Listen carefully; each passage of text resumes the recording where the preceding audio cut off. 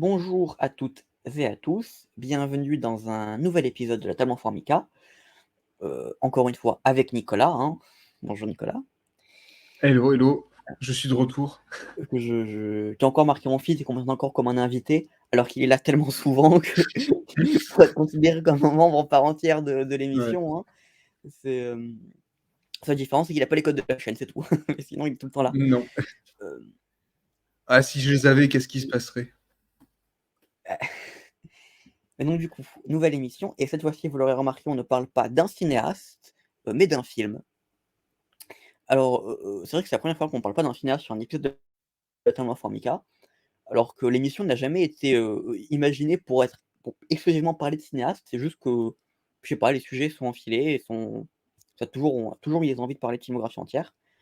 Mais voilà, si on peut aussi, si l'envie nous en prend, parler simplement de films, voire même faire des émissions thématiques. On en a quelques-unes en réserve qui nous trottent dans la tête.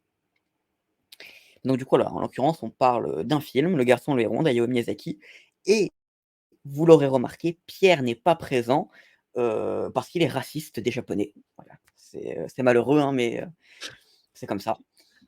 Plus sérieusement, c'est juste qu'il est pas très friand du cinéma de Miyazaki, c'est un cinéaste qui le touche pas beaucoup.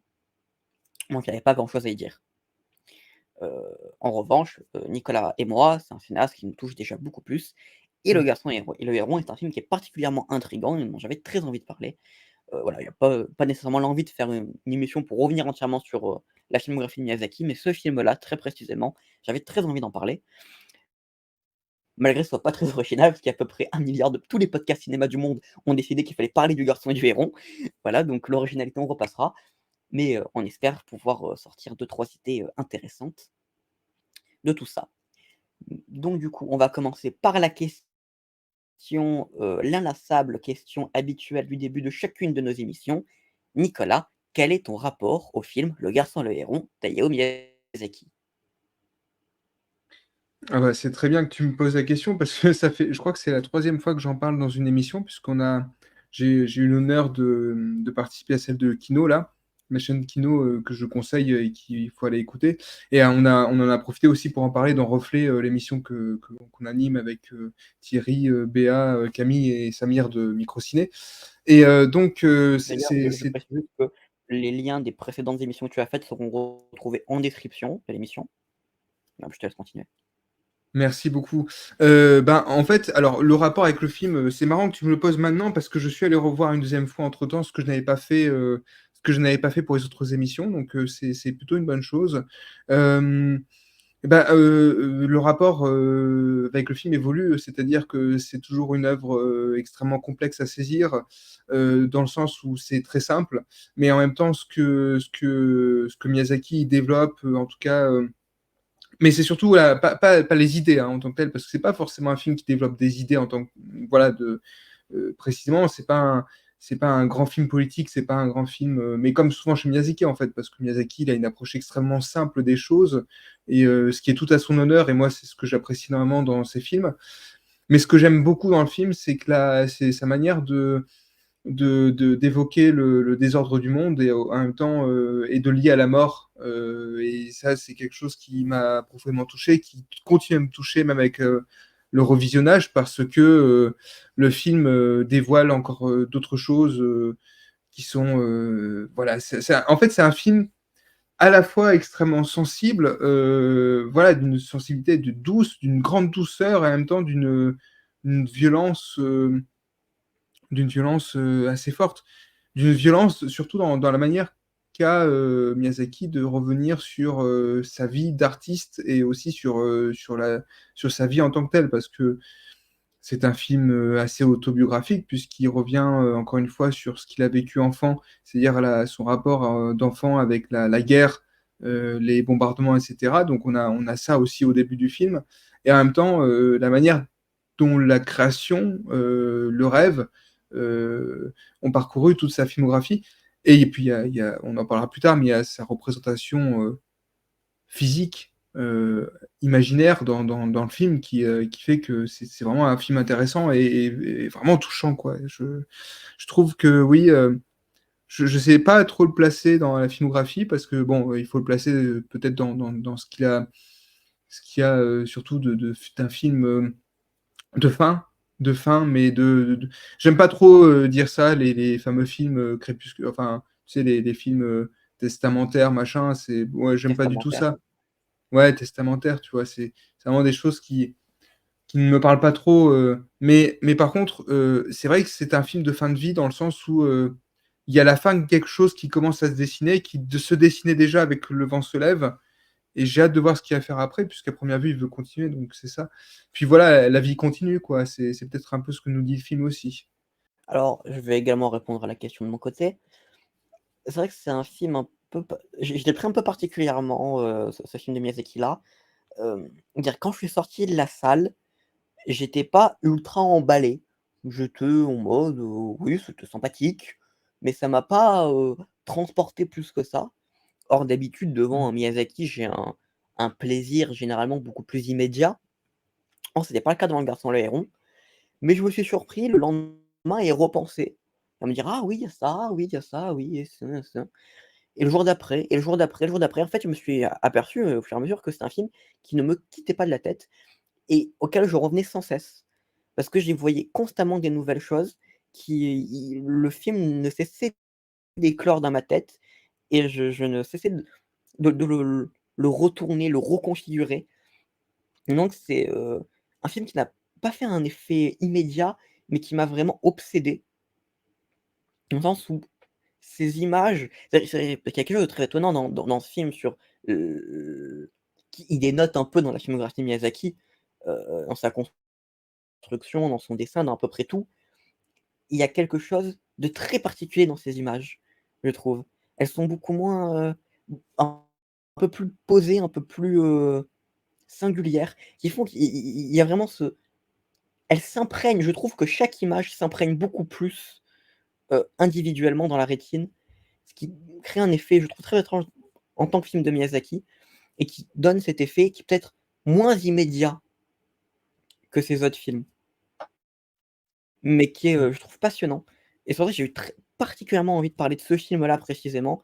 Là, j'aime Miyazaki de manière générale, mais ce film-là, la manière dont il est construit, même si c'est pas mon Miyazaki préféré, ça restera, ad vitam aeternam Mononoke, mais il a quelque chose de particulier qui fait que j'ai envie d'en parler, que j'ai envie d'y penser constamment. Mais, sans plus tarder, maintenant on va rentrer dans le vif du sujet.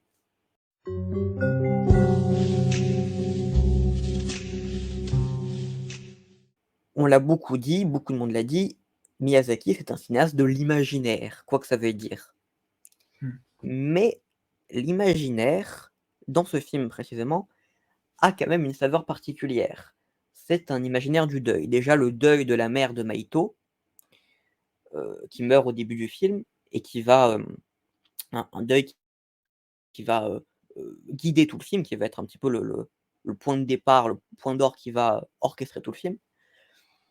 Il y a aussi un deuil de l'imaginaire, celui de Miyazaki. Voilà, ça c'est pareil, quelque chose que beaucoup de monde a compris, a vu dans le film, c'est cette incapacité pour Miyazaki de trouver un successeur.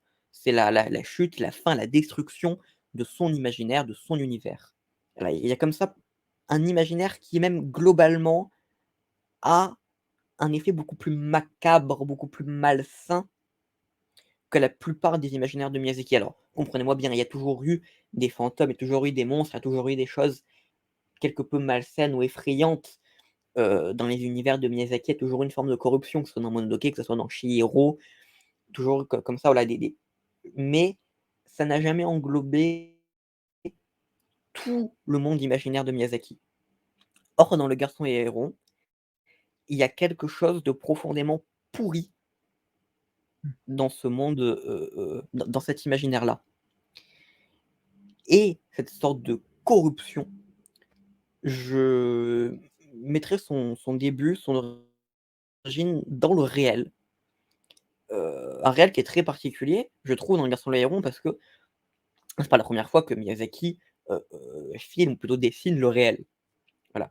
D'ailleurs, son film précédent, il n'y avait pas à proprement parler de monde fantastique, à l'intérieur. Même si, la construction du film donnait un côté merveilleux à ce qu'il filmait, donnait un côté merveilleux au réel et aux avions et tout ça, tout ça. Mais là, ici, le réel a quelque chose de très particulier. Voilà. Et d'ailleurs, je vais laisser Nicolas. Voilà. Qu'est-ce que tu penses de ce réel, de la manière dont le réel s'imbrique dans ce film-là? Ce qui est intéressant dans le film, c'est que, bon déjà, juste pour une petite parenthèse, mais je crois que j'en avais déjà parlé, mais je me permets de revenir dessus.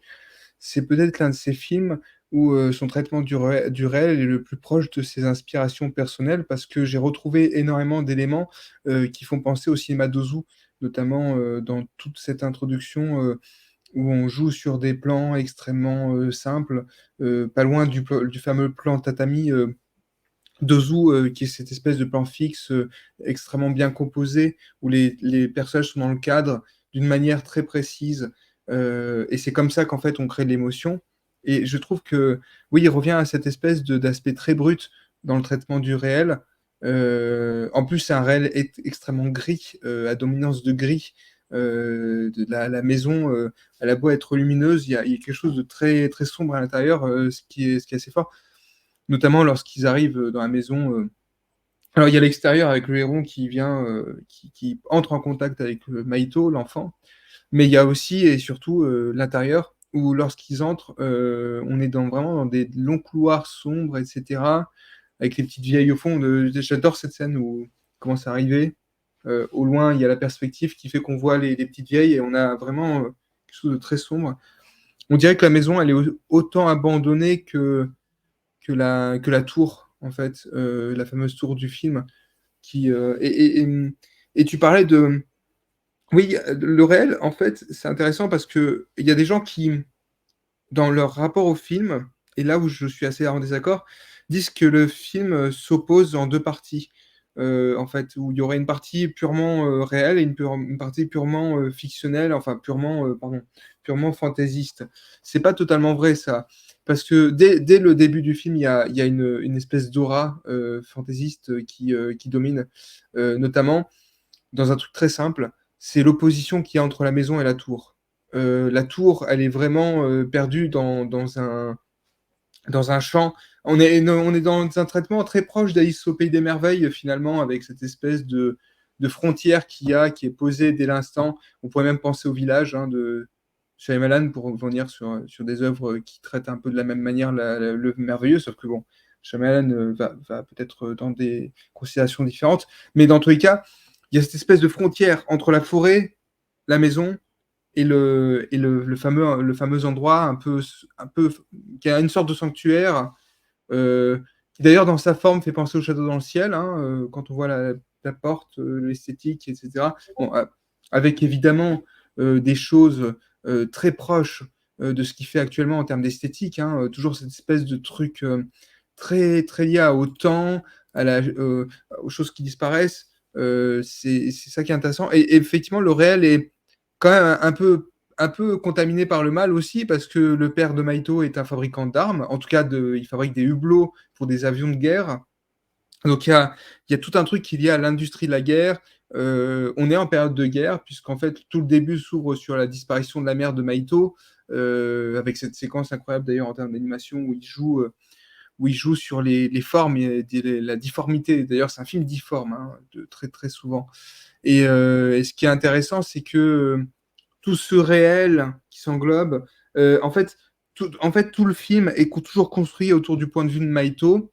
Et donc, par exemple, après la guerre, enfin après le début, là, enfin après le bombardement, on ne sait pas si c'est un bombardement, en tout cas si c'est un incendie qui a été déclaré comme ça, c'est pas très clair. Et mais en tout cas, il y a quelque chose qui se passe. Et on a une séquence où on voit des chars qui passent, et les chars sont difformes par rapport à la foule. Ça, c'est intéressant.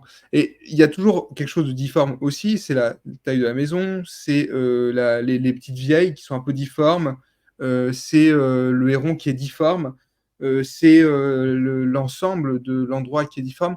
Donc en fait, tout est construit autour du point de vue de Maito, et c'est important. Donc forcément, si le réel est comme ça au début, c'est peut-être parce que Maito, en tant qu'enfant, a du mal à accepter ce nouveau réel qui s'adresse à lui parce qu'il a perdu sa mère, parce que sa nouvelle mère, bah, c'est la sœur de sa mère qui à première vue a une relation, enfin, qui est en couple avec son père.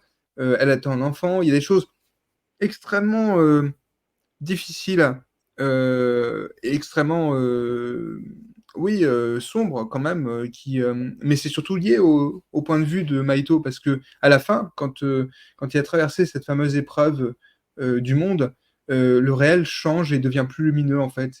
Et à la fin, il sort littéralement du cadre. Donc il y a quelque chose d'assez beau quand même. C'est un réel effectivement très très sombre qui fait penser à ce qui se passe dans Le Vent se lève où en fait on a quand même un personnage qui est un passionné d'avion qui va se rendre compte qu'au fur et à mesure les armes qu'il fabrique, enfin les objets qu'il fabrique sont des armes en fait. Il y a une sorte de distorsion du réel en tout cas. Je sais pas ce que tu en penses. Je suis assez d'accord. C'est vrai que le réel a quelque chose d'assez distordu, d'assez particulier dans ce film. Je suis d'accord quand tu dis que il n'y a pas de réelle opposition entre le fantastique, entre l'univers fantastique et disons merveilleux miyazakien et le réel dans ce film. Ça se voit déjà graphiquement, la matérialité des images, le feu, tu en parlais, quelque chose de très particulier. Les chars, le défilé qui est effectivement par la déformation de l'image, a La quelque voiture. chose d'irréel. En voiture également, mais je pense également au moment où Maito s'automutile, avec une Ah bah oui. pierre et qu'il y a à peu près, 15 litres de sang qui sort de sa tête. Hem, voilà, et même ce sang, il est poisseux, il est lourd, on dirait presque une purée de sang. Ce qui est fait très, voilà, il y a souvent chez Miyazaki des espèces de liquides comme ça, un peu poisseux, Mm. un peu volumineux. Et voilà, donc ce sang, voilà, il a une texture qui est vraiment particulière et qui est irréelle. Hem, alors certains pourront rétorquer que c'est de l'animation, que c'est stylistique, tout ça, mais Miyazaki est un cinéaste très formel. C'est un cinéaste qui a une obsession formelle pour ces images. Et donc, c'est jamais anodin. La matérialité de ces images, c'est jamais anodine. Voilà. Et comme ça, dans ce réel, là, c'est le mélange entre la difformité, la manière qu'ont les images de se tordre, la matérialité de certains éléments, du feu, du sang, d'éléments assez morbides, voilà, c'est mortifère, voilà. Et à côté, cet effet totalement quasi statique à certains moments de certains plans, voilà, enfin, je veux dire, certains moments sur des plans fixes sur de l'herbe avec vraiment mais un vent mais très léger. Voilà, c'est une habitude chez Miyazaki, de grands coups de vent sur des étendues d'herbe, voilà, très beau, très graphique, voilà, également formellement très intéressant. Mais là, on est vraiment sur quelque chose de beaucoup plus statique, de beaucoup plus, heu heu heu, c'est ça, figé, beaucoup plus figé et Mm. qui donne un côté vraiment un peu morne à ce réel. Ouais, il y a vraiment quelque chose de morne et de morbide et d'ailleurs, ça se ressent également dans le comportement de Maito. Hem, les d'habitude, les enfants chez Miyazaki, qui sont le moteur d'histoire, ils sont toujours en vecteur d'action, enfin, ils sont jamais pleinement, ils ne su on tu jamais l'impression qu'un enfant dans un film de Miyazaki subit l'histoire. Peut-être un peu Chihiro au début, mais très vite, elle se fait violence et elle prend en main l'histoire. Or Maito, dans ce long début, parce qu'il est quand même cette entre guillemets «première partie», dans le monde réel, elle est quand même assez longue. Voilà, heu, Mm. je la trouve même particulièrement longue. Tu vois? Bien, pas je dis pas ça dans un sens péjoratif, juste dans un sens, surprenant. Oui. C'est vrai qu'il y a Ah, il y a il y a c'est toujours ce moment où, on sait parce qu'on voit le héros, on comprend justement par tous ces éléments, par cette subtile installation du fantastique, par le héron, par la tour, par ses effets graphiques, par ses effets plastiques. On comprend qu'il va y avoir qu'il arrive, le monde imaginaire, on sait qu'il arrive. Mais il y a toujours c'est vraiment il étire, il y a vraiment un effet d'étirement jusqu'à plus soif, jusqu'à l'arrivée du monde irréel. Pour revenir à ce que je disais à l'origine, voilà, Maito, il subit le film.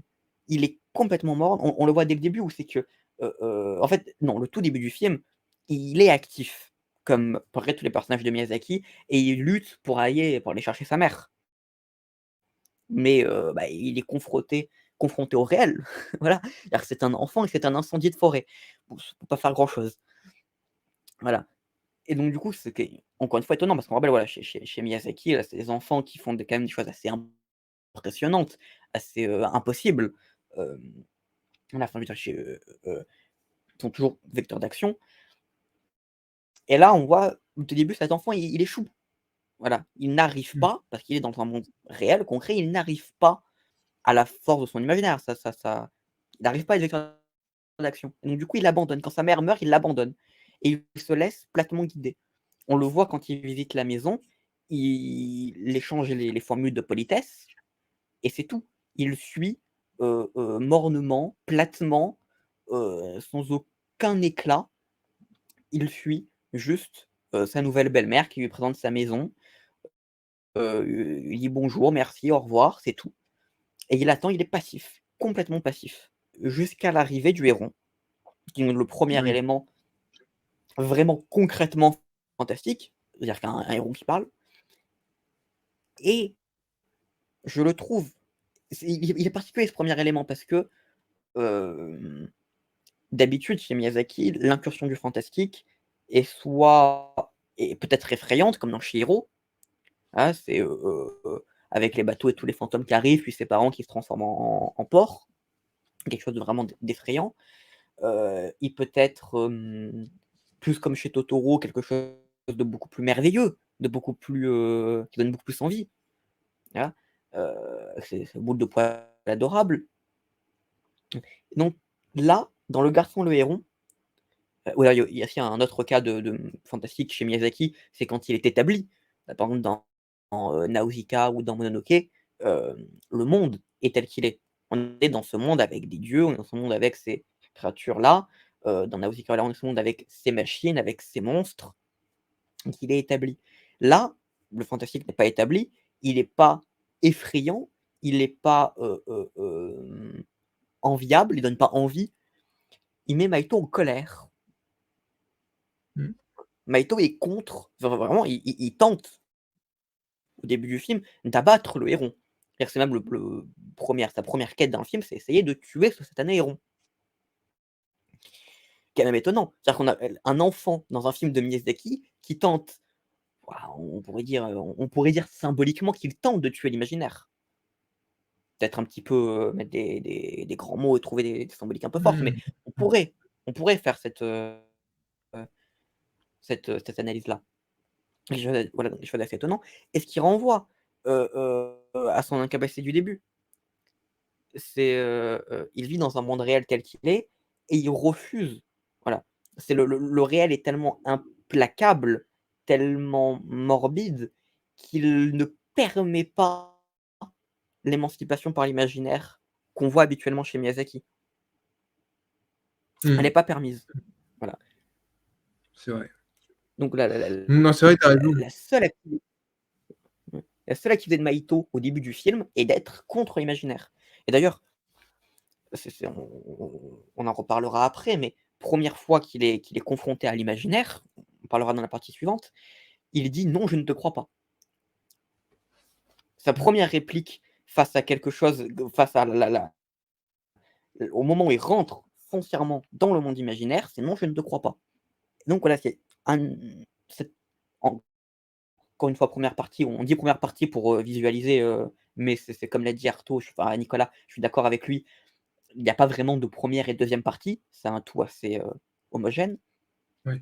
Bien qu'il y ait une différenciation monde réel, monde imaginaire, hein. Si je veux, on Oui, parle de la oui, oui, structure non, du mais oui. ouais. Il y a évidemment une différenciation entre les 2 mondes, qui est symbolisée par une porte d'ailleurs. Une porte qui s'ouvre possiblement dans les 2 sens. Donc du coup, il y a toute une première partie réelle, réalise dans un monde qui se passe dans un monde réel, qui se construit en opposition de l'imaginaire. Et ça, c'est particulièrement étonnant pour Miyazaki. C'est déconcertant. C'est assez, donc ça, c'est je pense un des premiers trucs parce que, j'ai l'impression quand même que le film a été assez bizarrement reçu. Voilà. Ouais, ouais. Il y a un peu cet effet où les gens sont un peu en demi-teinte. C'est pas ce qu'ils attendaient parce que c'est normal. On peut c'est compliqué de s'attendre à ça de Miyazaki. Voilà. Un film qui va contre l'imaginaire, c'est surprenant. Et surtout un film qui est Ouais. aussi hanté par la mort, quoi. Enfin, c'est ça qui est très particulier, c'est que Oui, effectivement, c'est un film qui montre, et quand même, tu parlais du fait que, oui, Maito veut à un moment, a pour projet de tuer le héros, donc de tuer peut-être l'imaginaire, et surtout tuer un animal, ce qui chez Miyazaki est plutôt réservé à l'antagoniste. Les antagonistes veulent tuer la nature, veulent tuer les animaux. On pense par exemple aux Olmecs, les Tolmecs, je sais plus si c'est Olmec ou Tolmec dans Nausicaa, enfin l'Empire, qui tente de tuer les animaux, la nature, etc. Où on a aussi Dameboshi dans Nausicaa, tout simplement, qui veut tuer le dieu de la forêt.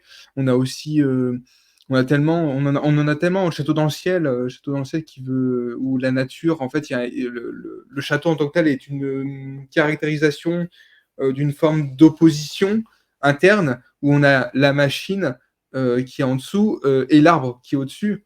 Et finalement, le film se termine sur l'arbre qui se débarrasse de la machine pour pouvoir voler de ses propres ailes. C'est quand même et c'est quand même assez étonnant quand même effectivement d'avoir un personnage qui s'appelle donc Maito qui est une sorte d'incarnation euh, très différente de ce que l'on a pu voir en termes d'enfant chez Miyazaki. C'est là où je peux être un peu d'accord avec l'émission de Bégodeau sur le film, lorsqu'il dit que l'enfant, effectivement, est différent et n'est pas un enfant qui dégage quelque chose particulièrement, bah, parce que c'est un enfant vide. Euh, Moi, je trouve qu'on est très proche du personnage d'Evangélion, Shinji, en fait, dans la manière d'avancer, d'avancer, de voir les choses, d'être toujours renfermé sur lui-même. La séquence, quand même, où il se tape la tête avec la pierre est extrêmement violente et en même temps, elle est surprenante. On s'attend pas à ce geste-là. Surtout que, et surtout qu'on ne sait pas pourquoi il fait ça. Parce que on pourrait supposer que c'est pour se donner plus des airs d'enfant dur, mais ça semble pas être le cas. Soit c'est pour expurger quelque chose, des émotions qu'il n'arrive pas à ressentir, donc il est obligé de se faire mal, de s'automutiler. C'est quand même la première fois qu'on voit ça, hein. Un gamin qui est aussi... Alors, des gamins qui, effectivement, chez Miyazaki, souvent, ils sont extrêmement... Enfin, ils n'ont pas peur de la mort, souvent. Enfin, ils sont très dans l'épreuve, oui, dans la volonté. On peut penser à Ashitaka dans le Mononoke, les moments où il se prend la balle dans le ventre et qu'il continue à marcher, où il n'a pas peur de continuer malgré le fait qu'il ait une malédiction. Euh, il y a quelque chose. Oui, les enfants chez Miyazaki sont souvent très, très, très dans la. Ils n'ont pas peur de la violence, ils n'ont pas peur du choc.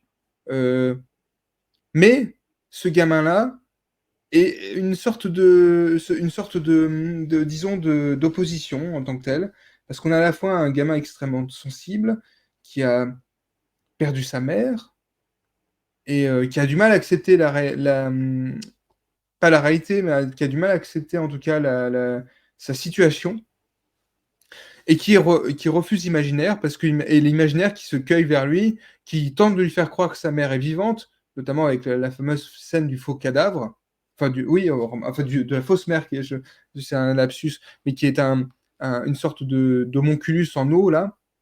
Euh, Vraiment, c'est assez surprenant ça. Et effectivement, on a un gamin qui, au fur et à mesure, est prêt à affronter l'imaginaire, mais vraiment dans une dynamique d'affrontement, de guerre, hein, de guerre contre l'imaginaire. Parce que même quand il arrive dans le lieu abandonné, il est toujours avec son arc. L'arc se brise uniquement lorsqu'il se fait piétiner par les pélicans, si je dis pas de bêtises.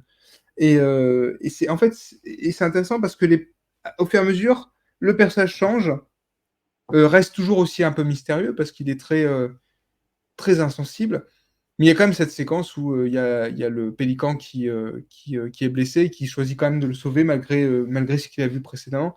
Donc c'est la preuve qu'on a un personnage qui évolue. Euh, donc en fait, encore une fois, hein, tout le film est construit autour de son point de vue, évidemment. Mais cette défiance qui règne dans le monde réel envers l'imaginaire, elle s'explique peut-être, à mon sens, par justement un potentiel échec de cet imaginaire, et c'est la prochaine partie Mm. de cette émission.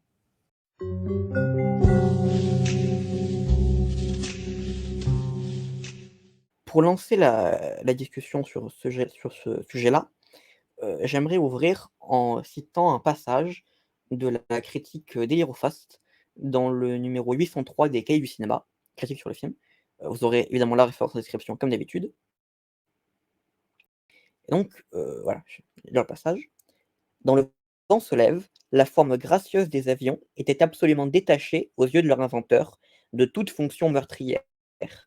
Ici, l'oiseau n'est que le masque mal ajusté d'un monstre, d'un dévoreur d'âmes qui cogne à la fenêtre et ne laisse jamais en paix. Ainsi, le cinéaste fait-il jouer la mythologie de ses œuvres les plus sombres contre la sage mélancolie de son film précédent qui persistait à poétiser les machines volantes, en dépit de leur vocation destructrice. Seule trace des avions fabriqués par le père, les verrières du cockpit du Zéro, le chasseur-bombardier des kamikazes, apparaissant un temps alignés sur le sol du manoir comme autant de cercueils prêts à l'emploi. Qu'est-ce que tu en penses? C'était. Ouais, mais encore une fois, ça rajoute l'affiliation qu'il y a, enfin, la continuité qu'il y a entre cette œuvre qui poursuit le chemin qui avait été entamé par Le Vent se lève, qui est de faire un point avec la vie aussi. Moi, je pense que c'est ça, ce sont des films. Je dis pas que c'était pas le cas des autres films de Miyazaki, mais les autres films de Miyazaki étaient ancrés dans quelque chose de plus dynamique, dans le sens où on est on est dans une idée d'espoir, d'action, etc. Je ne dis pas que Le Vent se lève et Le Garçon et les ronds sont dénués d'espoir, ce n'est pas le cas. Mais disons que ils sont beaucoup plus, liés à la dureté du réel. Notamment la question de la mort de sa femme, enfin de sa compagne dans Le Vent se lève, qui est morte de la tuberculose, qui est une des séquences les plus terribles de la filmographie de Miyazaki. Et dans ce film-là, donc dans Le Garçon et le Rond, il y a quand même, bon, la mère qui disparaît, mais il y a autre chose qui est très important, c'est que l'univers qu'il traverse est un univers euh, en mouvement, très, très peu caractérisé en termes de logique. C'est pas un univers logique, mais c'est un univers qui a une certaine constance, c'est qu'en tout cas, il est peuplé par la mort. Euh, au- et cela par une citation assez claire et nette d'un tableau très connu, qui est L'île des morts d'Arnold Böcklin, qui ne cesse d'être décliné dans le film de Miyazaki sous plusieurs formes. Et la première forme, c'est cette espèce de tombeau, littéralement un tombeau, le tombeau du maître, qui est censé être vivant, puisqu'on le croise plus tard. Mais il y a déjà un tombeau du maître. Enfin, c'est pas pourquoi. On a l'impression d'ailleurs que le film est presque à l'envers. Et, et je trouve que, oui, le film, dans la citation que tu as évoquée, le fait de rapprocher tout ça oui, d'une espèce d'atmosphère mortuaire, en fait, euh, elle est là, cette atmosphère. Parce que dans le monde, le fameux monde, d'ailleurs, qui n'a pas tellement de nom, qu'il y a dans Le Garçon et les Ronds, il y a toujours une espèce de fusion entre la mort et la vie qui ne peut que conduire à la mort, et la mort qui ne peut que conduire à la vie. Il y a une espèce de cycle, bon, qu'on retrouve souvent chez Miyazaki, parce qu'il est toujours question de cycle. Et lui, d'ailleurs, croit au cycle, hein, et enfin, Miyazaki, il a toujours évoqué quelque chose, alors avec lequel on peut ne pas être d'accord, mais que la seule manière pour lui de changer le monde, de changer l'état du monde, c'est d'aller vers l'effondrement lié aux catastrophes naturelles, etc. Enfin, il espérait, il me semble, à un moment, il en avait parlé, qu'il y a un jour un énorme tsunami englobe le monde, en fait. Ce qu'on peut voir d'ailleurs dans Pogno sur la falaise, parce qu'il y a ça qui se passe à un moment. Et ce que je trouve assez fort dans le film, c'est que vraiment, il y a cette déclinaison constante de l'île des morts de Böcklin, retravaillée par Miyazaki, devient une espèce de porte vers la vie, en fait. Et ça, c'est très fort. Alors que ça ne devrait pas être ça à la base. Donc il y a une opposition des forces dans le film fait qu'on ressort, et je pense que c'est pour ça qu'on ressort avec cette sensation-là, on ressort avec une sensation extrêmement ambiguë, voilà, d'ambiguïté. Il y a une forme d'ambiguïté, on ne sait pas trop où se placer en fait, on ne sait pas si le film à la fois est profondément sinistre, ou est-ce il déborde d'espoir et de vie. C'est ça qui est assez beau dans le film en fait. J'aime bien qu'il y ait cette espèce d'opposition. Encore une fois, une forme de difformité, hein. Je suis assez d'accord. Mais c'est vrai que, voilà, encore une fois, on a déjà abordé, on a dit que le réel était bizarre et étonnant pour du Miyazaki, et l'imaginaire l'est encore plus, Oui, puisque le symbole le plus miyazakien du merveilleux, c'est-à-dire le fait de voler, oui, là, il y a, je pense, dans l'imaginaire miyazakien, pas plus beau que le fait de voler, et perverti dans ce film. Est absolument mmh, perverti dans ce film. D'abord, comme le dit Elie Rothfast, les avions, qu'on ne verra jamais directement, les machines volantes, de manière générale, comme elle le dit, hem, qui sont dans tous les films depuis Nausicaa, qui sont présentes dans la plupart des films de Miyazaki et qui ont toujours quelque chose de gracieux, de génial, en fait, juste de voilà, génial, de profondément, voilà, c'est de manière générale, le fait de voler, les créatures volantes également, voilà, je pense au dragon de Chihiro, voilà, il y a comme ça, toujours un imaginaire du vol, voilà, non volé chez Miyazaki et là, comme elle le dit, la seule occurrence des avions qu'on a, ce sont les cockpits fabriqués dans l'usine du père de Maito, étalés comme des cercueils, donc qui renvoie à quelque chose de morbide, mortifère. Ensuite, on a, les pélicans, qui mangent des bébés. Voilà, ouais, et voilà, les pélicans qui sont des créatures montrées dans le film comme des créatures absolument, qui sont perverties. C'est ça ouais, le terme et c'est également le cas pour les perruches qui sont anthropomorphisées, et qui sont anthropophages également. Voilà, dire qu'elles exactement. veulent à un moment, elles veulent manger des enfants. Et absolument pas gracieuse Heu d'ailleurs. Absolument pas gracieuse, voilà et on note le je trouve que le mot perverti est particulièrement important parce que, ce qui est à noter pour ces 2 entités, volatiles, c'est qu'elles ont été introduits depuis le monde, réel dans le monde imaginaire et que c'est dans le monde imaginaire qu'elles ont été perverties, qu'elles ont été corrompues et le motif de la corruption, on le retrouve beaucoup dans le film, plus que dans tous les autres films de Miyazaki, plus encore que dans Mononoke, alors que c'était Mmh, pourtant le centre principal du scénario. Et donc du coup là mmh, et pour moi la pierre angulaire de cette corruption de la figure du vol, c'est le héron. mmh, Parce qu'on nous dit que le héron, dans le film, c'est un mythomane. On nous dit que c'est une créature piégeuse, menteuse. ouais, Or là, c'est quand même étonnant. C'est-à-dire qu'on a une créature qui personnifie, un le magnum opus du rêve miyazakien, vraiment le vol, vraiment l'absolu du cinéma de Miyazaki. Et qu'il le personnifie comme un mensonge. C'est-à-dire ouais. Miyazaki qui nous dit: «Voilà, je vous ai présenté comme un rêve absolu tout au long de ma filmographie, c'est un mythomane, c'est un mensonge». Et on a encore C'est une un fois héron en cette plus. défiance envers l'imaginaire. Et c'est un héron. Le héron, c'est quand même un animal gracieux à la base. Et en fait, plus on découvre la supercherie, parce qu'il a un costume, c'est ça. Là, franchement, je trouve c'est la meilleure idée du film, le héron. C'est juste incroyable. OK. Déjà, l'affiche, moi, du film m'avait totalement intrigué. Je me demandais, mais qu'est-ce que c'est que ce héron qui a une tête dans la bouche? Et en fait, c'est tout simplement un costume.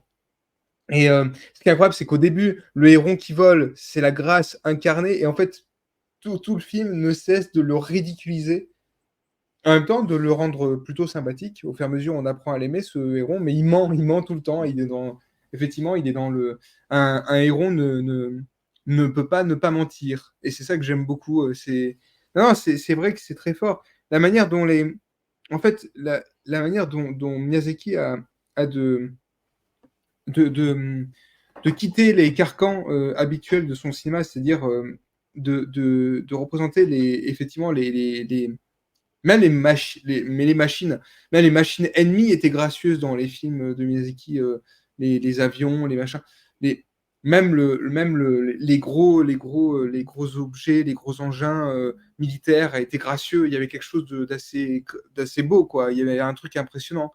Mais là, depuis Le vent se lève, en tout cas, il essaye de changer ça.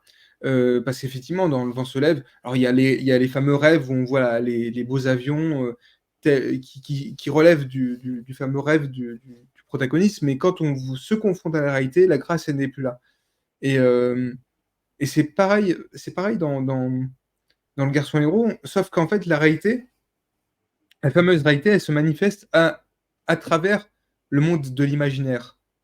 C'est-à-dire que la réalité du héron, on la découvre que lorsque l'imaginaire se manifeste. L'aspect pourri de ce monde, vraiment, elle apparaît à travers le faux, quoi. Et ça, c'est un truc assez fort parce que ça rapproche l'œuvre d'une œuvre qu'aime beaucoup Miyazaki, qu'il a inspiré constamment, qui est le Roi et l'Oiseau. Parce que dans Le Roi et l'Oiseau, on a cette espèce de château magnifique qui surplombe tout le monde, où il n'y a plus rien autour du château. Et plus on apprend à traverser le château, à, à le connaître, plus on se rend compte qu'il y a un truc pourri dans ce château-là, qui est le roi, qui est qui sont la ville basse, quoi, avec les ouvriers, etc., qui sont maltraités, le travail, l'usine, le robot géant qui est en dessous, qui va détruire finalement, qui est l'objet du roi, mais qui va détruire finalement le château. Et on en est encore là, et on est là-dessus aussi, hein. Parce que dans Le Garçon Héros, qui détruit l'équilibre, bah, c'est à première vue une création du maître, c'est le roi des perruches, qui veut s'imposer dans ce monde, qui n'a pas sa place dans ce monde, mais qui veut avoir sa propre place. C'est pour ça que d'ailleurs les perruches commencent à envahir tout le monde, hein, enfin à envahir tous les espaces. La première manifestation des perruches, elles sont vraiment incarnées comme des voleuses, comme en tout cas au-delà de leur aspect d'anthropophage, etc., elles sont aussi caractérisées comme des voleuses, des parasites qui vraiment contaminent le monde établi par le maître. Mais on apprend vraiment que tous les malheurs de ce monde sont liés au maître. Donc et c'est ça qui est très fort en fait, c'est que tout ça, tout ce monde qui est pourri, il est là parce qu'il y a quelqu'un qui a décidé que ça soit comme ça. Mm. Et d'ailleurs, c'est encore une fois dans cet échec de l'imaginaire, pour en revenir aux Mm. perruches, c'est la dualité entre ce monde imaginaire et le monde réel. Les Voilà. perruches étant pour moi un miroir de l'armée impérialiste japonaise, par exemple. Ouais. Voilà.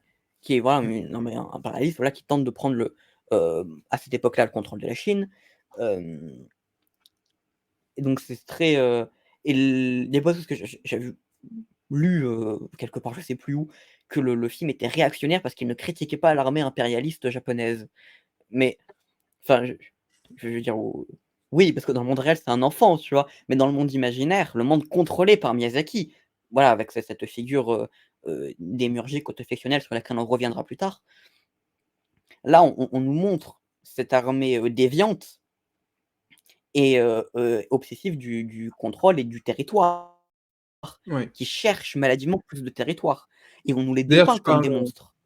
ouais, tu parles d'armée impérialiste, on pourrait même pas penser aux forces d'autodéfense, hein, aussi. Mm,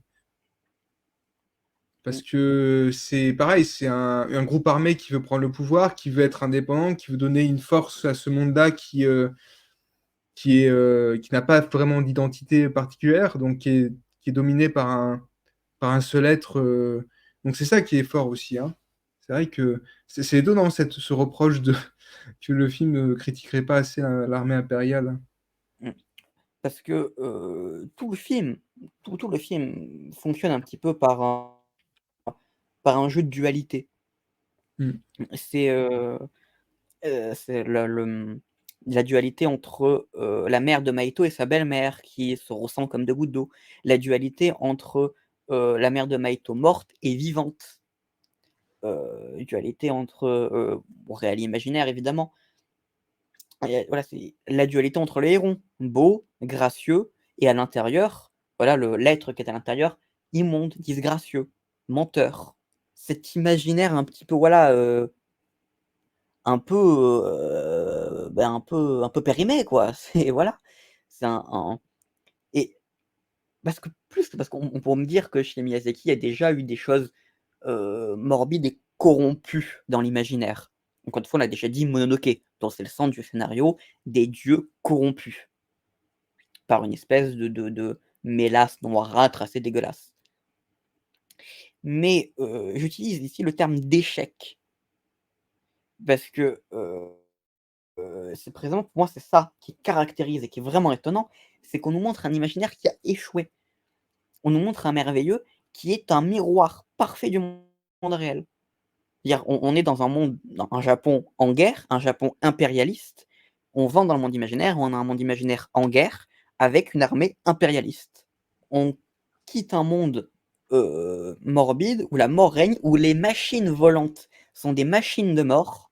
On rentre dans un monde imaginaire où les créatures volantes sont des créatures de mort. Non, c'est très fort. Ouais. C'est-à-dire qu'on a un imaginaire qui n'a strictement rien transfiguré. Un imaginaire qui ne sert à rien, qui ne transfigure rien, qui échoue dans son but, qui est d'être mieux que le monde réel. Et donc, du coup, déjà, là, on la comprend mieux, la défiance de Maito au début du film envers l'imaginaire. Oui. Pourquoi est-ce que j'irais vers cet imaginaire? En quoi est-ce qu'il est mieux? Parce que l'imaginaire des hommes, c'est celui des hommes qui fondent le monde réel. L'armée impérialiste japonaise, elle a cet imaginaire de conquête, ça fait partie de son imaginaire, et on le retrouve dans ce monde imaginaire-là. Et cette, cette manière de représenter un imaginaire qui a échoué, c'est étonnant pour un réalisateur créateur d'imaginaire. Et Oui. d'autant plus étonnant quand on découvre que un des personnages, quand on découvre ce personnage qui est le maître de ce monde, qui est la figure, qui est l'incarnation dans ce monde de Miyazaki, Oui. et qui est un démiurge, un homme démiurge, c'est-à-dire un être humain qui a acquis le statut de démiurge. Pour moi, ça c'est important, plus qu'un un dieu. C'est vraiment quelque chose d'important, c'est que ce n'est pas un dieu, mais bien un homme démiurge. Vraiment, Oui. c'est fondamental dans le C'est vrai. développement qui va suivre pour moi. Oui. Et on voit que sa volonté, il le dit, c'est de créer une espèce d'Éden. D'ailleurs, on voit son espèce de jardin personnel, et il y a quelque chose de fondamentalement beau et merveilleux et agréable là-dedans. Et on voit que tout ça est corrompu, est un échec, il a échoué. C'est Miyazaki qui nous dit: «Moi, cinéaste, moi, inventeur de monde imaginaire, moi, Miyazaki, j'ai échoué». Et ça, c'est assez étonnant, et on va un peu plus parler de cette figure dans la prochaine partie.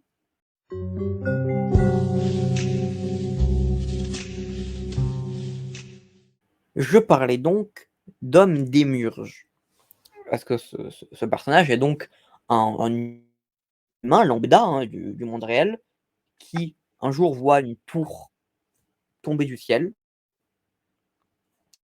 et décide de l'étudier. Et en l'étudiant, il découvre le pouvoir de créer un monde, de créer un monde imaginaire selon ses propres lois, et donc d'en devenir le dieu, le démiurge. C'est-à-dire qu'il en a le contrôle absolu, et c'est-à-dire le contrôle, c'est-à-dire qu'il a introduit les espèces. On nous dit clairement qu'il a introduit les pélicans et les perruches dans ce monde. Il y façonne la flore, il y façonne à peu près la conception, la terre de cet univers. Et cette figure démiurgique, cet homme démiurge, à peu près, je pense tout le monde l'a décelé en regardant le film, est une itération d'Hayao Miyazaki lui-même. Ouais. Un homme qui crée des mondes imaginaires dont il a le contrôle total. Voilà. Et donc, il est intéressant, en premier lieu, de se concentrer sur cette figure et d'aborder cette figure sous cet angle-là, l'angle de l'autofiction, l'angle de la représentation. D'ailleurs, parce que je m'en souviens, mais un autre point qui rajoute dans ce côté autofictionnel, c'est que le père de Maito est dans l'industrie de l'avion, il construit les copies d'avions, et ce qui était, il me semble, si je dis pas de bêtises, le travail du père de Miyazaki lui-même. Il nage comme ça dans l'autofiction. C'est déjà un peu le cas avec son précédent film Le vent se lève, qui est Oui, oui. une représentation de la passion lui-même. C'est-à-dire que c'est un dessinateur qui dessine des avions, comme Miyazaki dessine des avions dans ses films. C'est un obsessionnel, comme Miyazaki l'est, un acharné, voilà. Donc un rêveur. Donc voilà, il y a comme ça, voilà, depuis quelques films, un rapport autofictionnel à Miyazaki, un rapport biographique, autobiographique qui commence à s'immiscer, et c'est d'autant plus, intéressant dans celui-là, je trouve, que, cette figure autofictionnelle, encore une fois, il nous montre comme un échec. Donc du coup, voilà, Oui. toi, j'aimerais te poser la question, en fait, Nicolas, quelle est ta réaction et quel est ton ressenti de voir Miyazaki s'incarner sous cette forme? Bah, écoute, déjà de la stupeur et aussi, du respect, parce que je trouve ça très fort avec une personne qui a quand même, une place importante dans l'imaginaire, même des enfants et cetera, parce que Miyazaki, ça a compté pour toute une génération, fasse son autocritique d'une manière aussi claire, sans avancées masquées et surtout, le fasse maintenant. Je trouve ça très fort. Même j'ai même une hypothèse, je me demandais à un moment si, en fait, il y avait pas aussi une autocritique qu'il se faisait lui-même, du rapport qu'il a avec son fils. Je sais que le film a été écrit pour son petit-fils, mais parfois on se demande aussi s'il cherche pas à se réconcilier avec Goro, parce que je sais qu'il y a un conflit, générationnel par rapport à ça, puisqu'il il n'aime pas ce qu'a fait son fils, il est pas du tout d'accord avec lui, Ça, c'est c'est le connu moins pour qu'on puisse ça. dire. Voilà, il y a un conflit, il y a un sacré conflit, quoi. Mais ce que je trouve très fort, c'est que j'ai l'impression que Juste Miyazaki, à un moment, hein? ouais, non, Tu en tu fait, j'aimerais disais? juste donner un petit peu de contexte sur le conflit entre père et fils pour Ah mais nos vas-y, nos nos vas-y. auditeurs et spectateurs. Pour ceux qui sont pas au courant, juste donner une anecdote pour vous figuriez un petit peu la relation entre les 2. Oui, Donc déjà son fils Goro Miyazaki a eu la terrible idée de se dire: «Tiens, mon père est peut-être le plus grand nom de l'histoire du cinéma dans le domaine de l'animation, avec Walt Disney, voilà, c'est les 2 plus grands noms. Si je faisais du cinéma d'animation?» Quelle idée terrible, tu vois? C'est tous les fils de grands artistes ont toujours pris le parti d'aller à l'opposé. Jean Renoir, par exemple, il a pas fait de la peinture comme Pierre-Auguste Renoir, non, il a fait du cinéma. C'est faut aller à l'opposé. Me Miyazaki mais voilà, Goro Miyazaki s'est dit: «Si je faisais la même chose», sauf que, clairement, il a pas le talent de son père et son père s'est jamais caché pour le lui dire. Et par exemple, je vais te donner une anecdote comme ça qui me fait beaucoup rire et que je trouve très représentative de leur relation. C'est, son dernier film de Goro Miyazaki, Aya et la petite sorcière, c'est ça le titre? c'est vrai. Qui est un film en animation 3D pour concurrencer Disney. Un film absolument dégueulasse, mais soit. Pour l'anecdote, donc la première dans les studios Ghibli avec son père, du coup, Hayao Miyazaki, hem, Miyazaki s'est barré au bout de 10 minutes pour aller fumer une clope pendant la première projection du film de son fils et Oh là là. alors ça me fait rire, mais en même temps, c'est assez horrible et ça démontre Oui.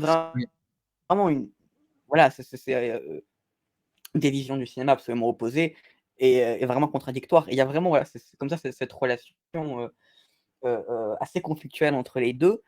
Et d'ailleurs, toi, tu parlais de ça, je sais que c'est leur, j'ai pas vu le film, mais j'ai entendu, voilà, dans l'émission de La chaîne occasionnée de François Bégodeau, qui est une émission que j'aime pas beaucoup d'ailleurs, mais passons. Je vous mettrai quand même le lien en description.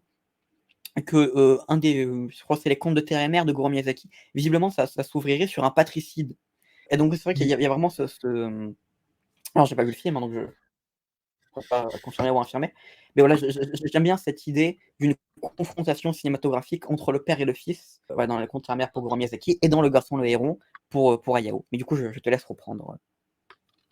Et donc voilà, Le Garçon Héron, ça a l'air d'être un film d'apaisement, c'est ça qui est étonnant.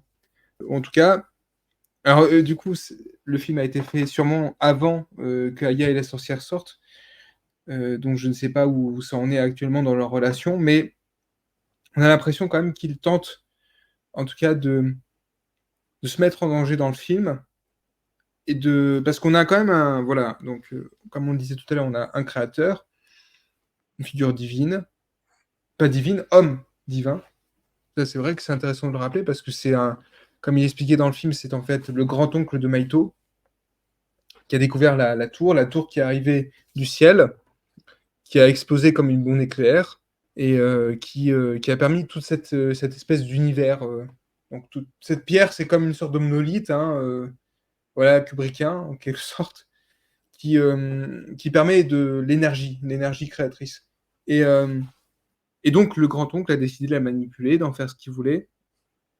Et il s'avère que tous les problèmes qu'il y a dans le monde, ils viennent du grand-oncle, donc du démiurge. de la figure autofictionnelle. Et c'est intéressant parce que, donc par exemple, ce que je disais tout à l'heure, c'est lui qui aurait introduit les pélicans, qui aurait introduit les perruches. Et il y a un moment où quand même, le pélican, qui est le fameux pélican blessé, qui se retrouve face à Maito, il lui explique ce qui s'est véritablement passé, c'est qu'en fait, les pélicans se mettent à manger des bébés parce qu'il n'y avait pas de nourriture. Parce que en fait, ce que dit Miyazaki, et ce qui est assez incroyable, c'est que on a un démiurge qui aurait créé un monde sans chercher à leur donner la possibilité de vivre dans ce monde-là, à toutes ces créatures. C'est-à-dire que toutes ces créatures-là, elles vivent, mais elles n'ont pas la possibilité de vivre parce qu'on ne leur a pas donné. C'est comme si on était dans un monde où en fait on n'avait pas donné le feu aux humains, quoi. C'est un peu ça. C'est-à-dire que les fameux poissons, c'est pas possible de les manger. Enfin, il y en a plus, quoi. Il y a pas de, il y a plus de, il y a plus de. C'est un monde désordonné, quoi. Au point où c'est littéralement représenté dans le film, puisque si on regarde la fameuse tour qui sert d'équilibre à tout ce monde-là, qui est créé par, d'ailleurs, c'est la pierre lunaire, je crois, quelque chose comme ça, les pierres qui permettent d'assembler l'espèce d'équilibre là, la petite tour. Et Non, c'est je sais plus si c'est de la pierre. euh, non, c'est pas de la pierre lunaire, c'est de la, C'est la pierre. c'est de la pierre pour tombeau. Enfin, ils disent un truc Oui, de exactement. la. J'ai plus le terme exact qu'ils utilisent, La pierre mais tombale. en tout cas, c'est de la. Voilà, il me semble pas que c'est exactement ça, mais en tout cas, c'est Oui, quelque chose qui relève du champ pierre de la funéraire. mort, du mortifère, en tout cas. Voilà, voilà, de la Non, pierre non, funéraire. C'est ça, ça s'appelle la pierre c'est funéraire. très bien que tu le rappelles, parce que en fait, oui, en plus, c'est pas la pierre lunaire, c'est la pierre funéraire. Donc c'est un monde qui est construit sur la mort, sur la sécheresse, quoi, sur vraiment c'est un monde cadavérique. Et c'est ça qui est très fort, c'est qu'en fait, l'équilibre tel qu'il est représenté littéralement dans le film et qui s'écroule à un moment, c'est une tour qui n'est pas homogène. Au contraire, c'est plein de petites formes qui à un moment sont prêtes à tomber. Et lors de la première rencontre avec Maito, enfin la première vraie rencontre, puisqu'on le voit au début en haut de la tour en train de les fixer, c'est lui qui permet l'entrée dans le monde, bah, c'est que il y a un moment, il voit que l'espèce d'équilibre d'empilement est en train de tomber, et il donne un tout petit coup et ça se remet. Mais en fait, c'est comme si l'équilibre du monde ne reposait que sur une sorte d'infime chance de continuer, quoi. Et ça, je trouve ça incroyable. C'est-à-dire que c'est comme si, en fait, Miyazaki faisait un point sur toute sa vie d'artiste et qu'il se rendait compte trop tard que finalement tout ça n'a servi à rien. Je suis assez d'accord. Il y a autre chose de très intéressant, je trouve, que tu as dit, que j'avais pas pensé. Euh, c'est effectivement, quand la tour arrive, ça ressemble à une explosion nucléaire. Ce qui déclenche le pouvoir d'imagination, au sens littéral, on va dire, c'est une explosion nucléaire. C'est la mort, c'est la désolation. Ce qui, dans le cadre du cinéma japonais, est quelque chose de très important. C'est les bombes atomiques, ça a eu une incidence sur le cinéma japonais.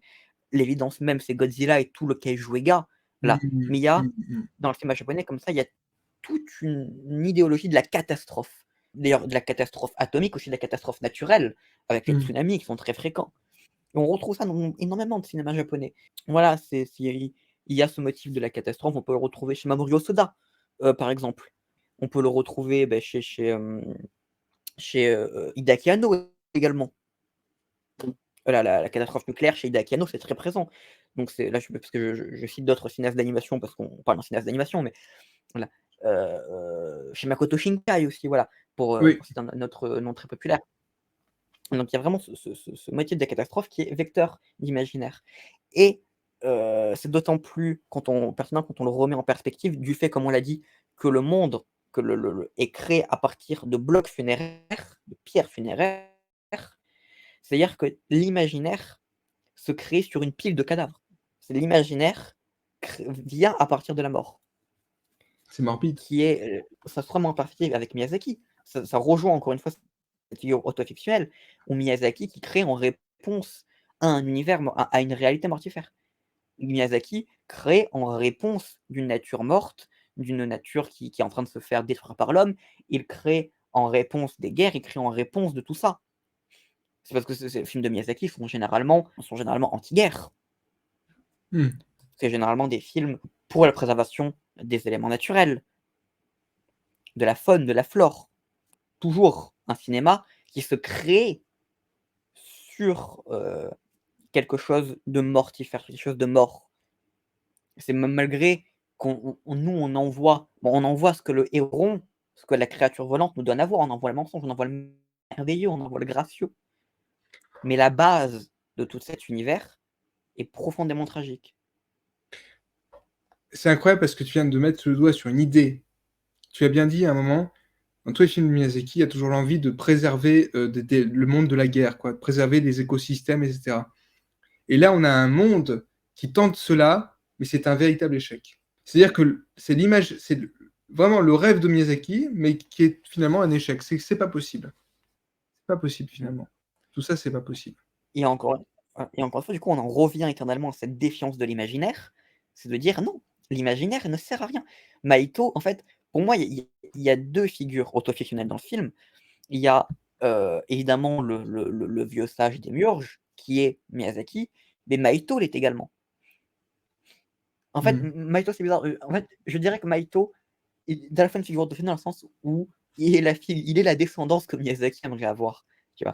Peut-être. Mais en même temps, c'est cette descendance qu'il aime, c'est-à-dire une descendance qui refuse les problèmes de son héritage, parce qu'à la fin, Maito refuse l'héritage du vieux maître pour créer sa propre voie et surtout pour ne pas répéter ses erreurs.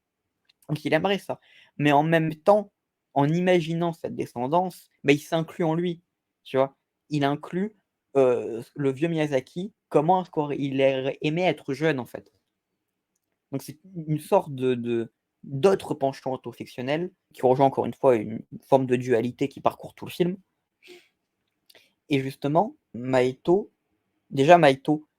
s'automutile, tu vois. C'est-à-dire qu'il vraiment il se fait du mal. C'est vraiment il y a quelque chose de punitif dans cette automutilation. Qui rejoint encore une fois, voilà, c'est cette qui peut être vu, je trouve, comme une espèce, encore une fois, de Miyazaki une punition miyazakienne, en fait. Miyazaki qui se punit par rapport au monde réel, par rapport à l'imaginaire, par rapport à ses échecs. Voilà. Maito qui se punit parce qu'il a pas réussi à sauver sa mère. Et en même temps, Miyazaki qui se punit parce qu'il a échoué. Et échoué à changer le monde. Je trouve que c'est une explication plausible à l'automutilation, à cette idée, voilà, d'autopunition. Parce que c'est souvent ça l'automutilation en plus dans la vraie vie, c'est souvent Oui, c'est de l'autopunition. l'autopunition. Et je trouve ça vraiment particulier quand même. Encore une fois, c'est un film très étrange. On l'a dit beaucoup de fois, mais on ne le dira jamais assez. Un cinéaste qui dit bonjour, j'ai échoué. J'ai échoué, mes films ont C'est échoué. ça. Voilà. L'imaginaire, généralement, a échoué. Voilà, moi, je suis un échec. Moi, je mérite d'être puni. Moi, je ne mérite pas de parce qu'à la fin, on a du coup, Miyazaki, la figure de Miyazaki, qui est content que Maito refuse son héritage et qui est content de s'engouffrer et de mourir avec son monde, de mourir avec son imaginaire. C'est quand même quelque chose, un cinéaste qui dit: «Laissez-moi mourir avec mon monde. C'est super J'ai beau. échoué, laissez-moi mourir avec mon monde». C'est très, alors c'est génial, mais c'est perturbant également. Et cette figure autofictionnelle, moi je trouve qu'il y a quelque chose, encore une fois, de très particulier également sur cette, corruption. C'est que, précisément, on a un Miyazaki qui a toujours, prôné une sorte de non-contrôle, tu vois? Il a toujours été Oui. un cinéma qui est contre l'impérialisme, qui est contre la domination de la faune et de la flore et qui C'est ici vrai. domine tout. Et donc, j'aimerais qu'on parle de cette figure autofictionnelle sous un autre angle que celui de l'autofiction, c'est celui d'une figure politique.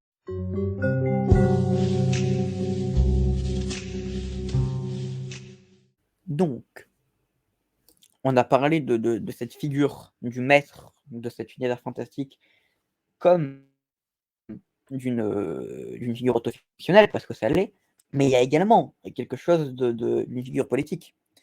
D'autant plus quand on le remet dans le contexte de l'époque où ça se passe, tout ça se passe, le Japon impérialiste, une figure démiurgique, c'est une figure du contrôle.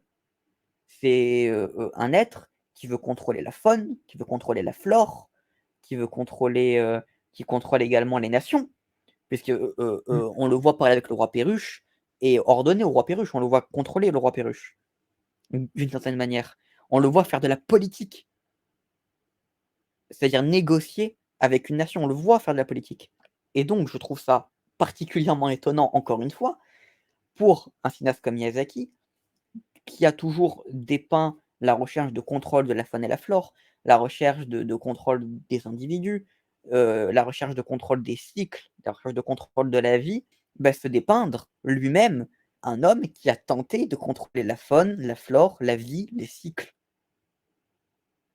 Donc du coup, encore une fois, Nicolas, qu'est-ce que tu en penses, toi, de cette représentation politique?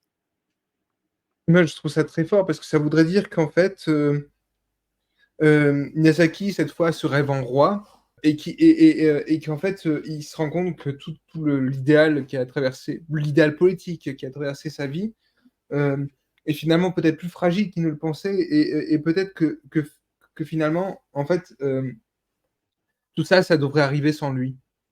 Et parce que je trouve ça assez fort. Il y a une forme et c'est très politique ça.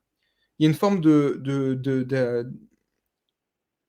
manière d'assumer une forme de faiblesse idéologique, en cas de faiblesse peut-être même morale, parce que à quoi va mener le film? Ça va mener au retrait tout simplement, au retrait de la figure forte.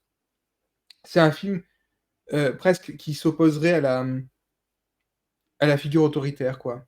Un film qui demande à ce qu'on aille vers la liberté d'agir et surtout la liberté d'établir les choses. Euh, le gamin Maito, finalement, il apprend, en fait, en entrant dans ce monde, il apprend à comprendre que la vie continue, quoi, en fait, et qu'il n'y a pas besoin de s'engouffrer dans des angoisses, dans des espèces de mécanismes arriérés pour continuer. Et c'est là où, en fait, c'est pour ça qu'il y a ce lâcher-prise peut-être de la part de la figure, de cette figure-là, déifiante de Dieu, quoi, qui a créé ce monde. Il accepte finalement que c'est un échec et que ben, on va laisser de la place. Et on va aller ailleurs. Ce que ne ferait aucun homme politique actuellement, puisque on sait très bien que dans le monde, les hommes politiques sont attachés à la place, à la chaise. Y a pas. En fait, c'est très simple, hein. Je sais que l'idée que je vais évoquer là est simpliste, mais je m'en fiche en fait. Mais moi, c'est vraiment le regard que j'ai par rapport à ça. Les hommes politiques ou les femmes politiques sont des gens qui en ont rien à. Il y a un moment où ils arrivent, ils en ont plus rien à faire des idées qu'ils défendent et ne vont faire que ce qu'ils veulent faire pour pouvoir rester en place, comme des parasites, un peu, comme des parasites. Et on sait très bien que plus un parasite reste sur en place, et plus il grossit et il se nourrit, quoi. Et c'est ça. Et tout le film est fait de ça, en fait. L'espèce de monde imaginaire de Miyazaki, c'est un monde où les forces s'opposent parce que chaque force veut sa place. D'où le roi Perruche, qui veut D'ailleurs, sa place aussi. c'est là où j'allais en venir, les perruches qui sont dépeintes comme des parasites qui grossissent et qui s'infiltrent partout. Et qui d'ailleurs Voilà. visuellement ont grossi une fois rentrés dans l'imaginaire. Tu vois? Qui se Mais le multiplient et maître, qui veulent tout posséder. mais le maître aussi est un parasite en quelque sorte, hein. Ah oui, non, je suis d'accord avec toi là-dessus. C'est un parasite qui a une rédemption à la fin.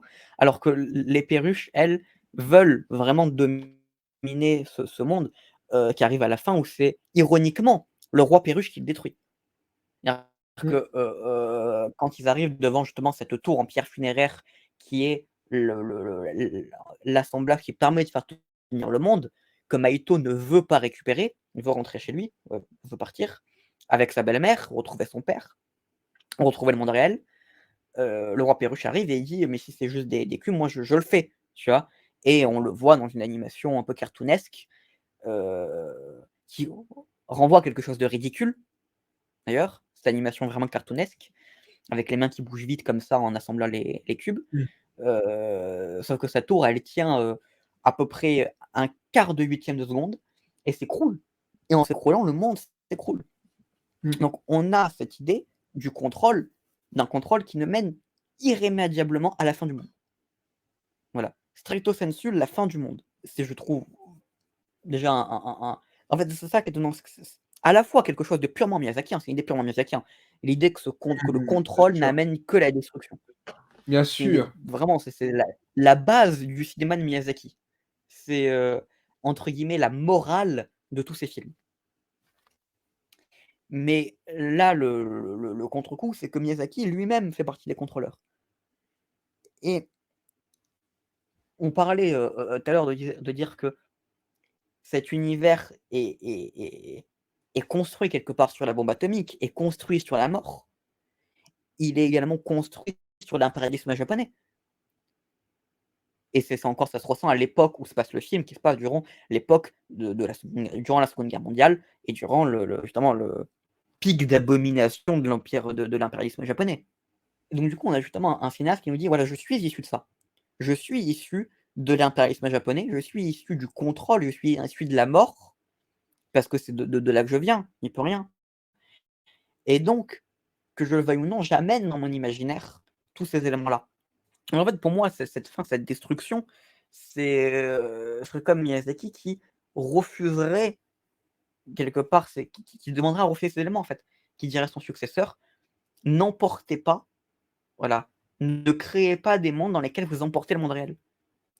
Parce que ça ne sera qu'une reproduction. Ça sera qu'une reproduction, en fait, ça ne sera qu'un contrôle qui ne va faire que créer encore plus de corruption, qui va encore plus détruire». C'est On en revient à la l'utopie petite qu'il dit. pognon. Mais c'est ça, c'est Miyazaki qui dit: «Voilà, j'ai fait ce que» en fait, c'est Miyazaki qui a dit: «J'ai fait ce que j'ai dénoncé». Voilà, Voilà. J'ai exactement. ordonné le monde alors que j'ai ordonné le monde alors que j'ai typiquement dit qu'il ne fallait pas ordonner le monde. Et je me rends compte que le personnage du créateur n'est pas très éloigné du père de Ponyo d'ailleurs, dans sa manière de parce que le père de Ponyo, c'est celui qui garde l'ordre du monde marin, c'est lui qui donne naissance à ce monde marin et il est profondément autoritaire, en fait, dans sa manière d'être. Il veut pas laisser sa place. Il est dans une forme de froideur mécanique, d'un dirigeant, en fait. Et c'est ça qui est vachement intéressant, c'est qu'en fait, je pense que depuis des années, Miyazaki se pose cette question de, heu, peut-être qu'il faut écarter tout simplement les puissants, il faut les écarter. Et on en est arrivé à un moment, à un point où c'est Miyazaki qui s'écarte lui-même du cadre, Mmh, qui sort du cadre. parce que Miyazaki prend conscience que, bah, il faut laisser place. Voilà, laisser Mmh. place, exactement, à l'avenir. Miyazaki C'est un cinéaste tourné vers il l'avenir. prend conscience qu'il est faillible, Mmh. qu'il tient dans son imaginaire des choses faillibles, qu'il vient d'un monde faillible et que donc il faut laisser place. Il faut, à un moment, sortir de cet imaginaire, il faut aller vers autre chose. Il faut en fait ne plus essayer de lutter, de créer un imaginaire, en fait, limite de créer un monde pour corriger le monde réel, en oubliant le monde réel, mais il faut essayer d'aller corriger le monde réel. Et pour moi, ça, c'est tenu symboliquement dans la fin du film, Mmh. quand Mahito décide de retourner dans le monde réel, mais qu'il emporte avec lui un bloc qui est dit non corrompu. Un bloc de création qui est dit non corrompu. Comme si on donnait à Mahito l'opportunité, d'oublier le monde réel, parce que ça c'est aussi important. On dit que le monde réel, que le monde imaginaire est oublié. Donc on donne à Mahito l'opportunité d'oublier le monde imaginaire. Et en même temps, on lui donne un objet permettant de transfigurer le monde réel. Et donc on ne dit pas un objet qui permet de créer un monde, pas un objet qui permet de contrôler le monde, mais d'essayer d'agir dans le monde. Donc on en revient à une situation où Mahito devient actif dans le monde réel.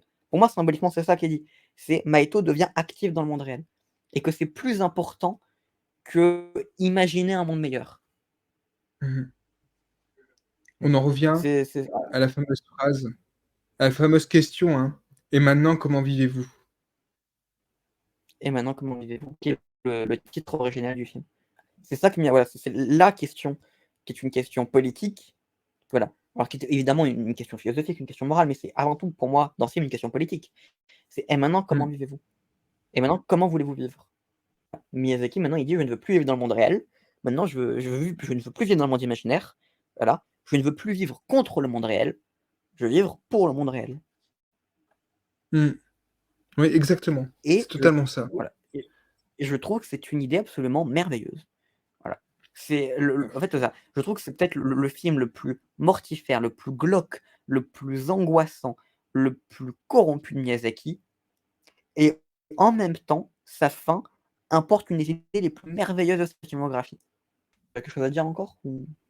Non, non, mais sinon, je suis totalement d'accord. En fait, c'est ça que je trouve très beau, c'est que c'est un film qui est tourné vers l'avenir, là où il y a peut-être une grande période de la filmographie de Miyazaki qui était entre les deux. C'est un peu tourné trop vers le passé, un peu tourné vers l'avenir, mais pas assez. Et là, vraiment, c'est un film totalement tourné vers l'avenir. Et je trouve que c'est une belle manière de terminer une filmographie, même si je sais que c'est pas la fin de sa filmographie, mais en tout cas, c'est un beau film qui prépare à la fin. Bah, disons, un film qui prépare à un changement d'ordre. Exactement. Parce que Voilà. justement le film, de la même manière qu'on disait un peu plus tôt, que Hero Foss le disait dans sa critique, sur les cahiers, que toi tu le disais aussi, Le Garçon, le Héron est le film qui reprend là où Le Vent se lève termine. Le Garçon, le Héron, peut-être pas à voir comme une fin de filmographie, mais peut-être comme un début d'un nouvel ordre dans la filmographie de Miyazaki. Mmh. D'un nouvel ordre Mmh. d'idées, d'un nouvel ordre moral, un nouvel ordre politique. Un ordre qui va de l'avant. Je pense qu'il est donc maintenant temps de conclure cette émission.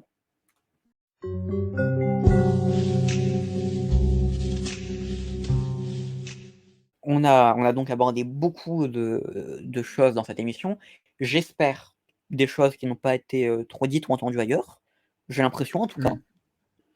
J'aimerais finir et Nicolas, j'aimerais te poser la question: qu'as-tu pensé de cette discussion sur ce film, Eh ben, écoute, il y a toujours un truc qu'on dit, c'est que parfois le fait de parler d'un film, ça permet de l'apprécier encore plus et c'est le cas. Voilà, c'est toujours le fait d'échanger sur un film, ça permet de l'apprécier et je trouve que la discussion qu'on a eue a permis de nourrir encore plus le film et peut-être même l'envie de le revoir, bon, je sais pas si j'aurai le temps d'aller le revoir une troisième fois, mais non, mais ça a permis de en plus, ça je trouve qu'on a réussi à mettre des points sur, ce qui pouvait faire aussi que le film soit aussi difficilement reçu parce que c'est un film qui n'est pas évident, parce que c'est pas un film aimable, hein, vraiment, c'est un truc que j'ai pas arrêté de répéter, c'est pas un film aimable, dans le sens où, il met le point sur des choses, très difficiles à appréhender, que même Miyazaki bah, a c'est peut-être un mis film du qui va temps. beau c'est un film qui va beaucoup contre la filmographie de Miyazaki.